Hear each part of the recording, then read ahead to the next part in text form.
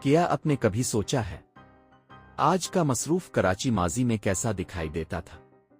آئیے چند تصویروں کے ذریعے کراچی کے اس دور میں چلتے ہیں جب پاکستان ابھی نیا آزاد ہوا تھا۔ یہ اس دور کی تاریخی تصویر ہے جب برصغیر کی سیاست میں کراچی ایک اہم مرکز بن چکا تھا۔ پاکستان بننے کے چند ہی دن بعد کراچی میں عید کا پہلا جشن منایا گیا۔ 18 اگست 1947 کو کراچی میں عید الفطر کی نماز ادا کی گئی۔ آزادی کے ابتدائی دنوں میں کراچی پاکستان کی سیاسی اور انتظامی سرگرمیوں کا اہم مرکز تھا۔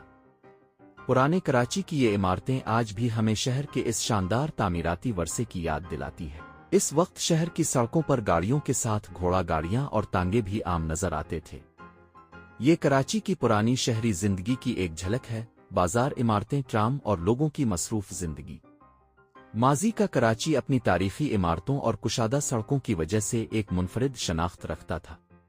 وقت گزرتا گیا اور کراچی ایک چھوٹے بندرگاہی شہر سے بڑھ کر پاکستان کے سب سے بڑے شہروں میں شامل ہوتا گیا۔ ہوائی سفر کے بڑھنے کے ساتھ کراچی پاکستان کا ایک اہم فضائی مرکز بھی بن گیا۔ شہر کی سڑکیں پھیلتی گئیں، ٹریفک بڑھا اور کراچی کی رفتار بھی تیز ہوتی چلی گئی۔ لیکن پرانے کراچی کی ایک خاص بات آج بھی زندہ ہے، اس کی تاریخی عمارتیں اور پرانے بازار۔ یہ تصویریں ہمیں بتاتی ہیں کہ کراچی صرف ایک شہر نہیں بلکہ پاکستان کی تاریخ کا ایک اہم باب ہے۔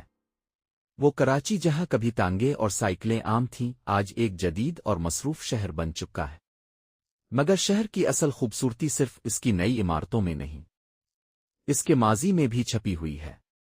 یہ تھا ماضی کا کراچی، ایک ایسا شہر جس نے پاکستان کے ابتدائی سفر میں ایک تاریخی کردار ادا کیا۔ اگر آپ کو کراچی کی یہ تاریخی جھلکیاں پسند آئیں تو ویڈیو کو لائک کریں اور مزید ایسی تاریخی کہانیوں کے لیے چینل کو فالو کریں۔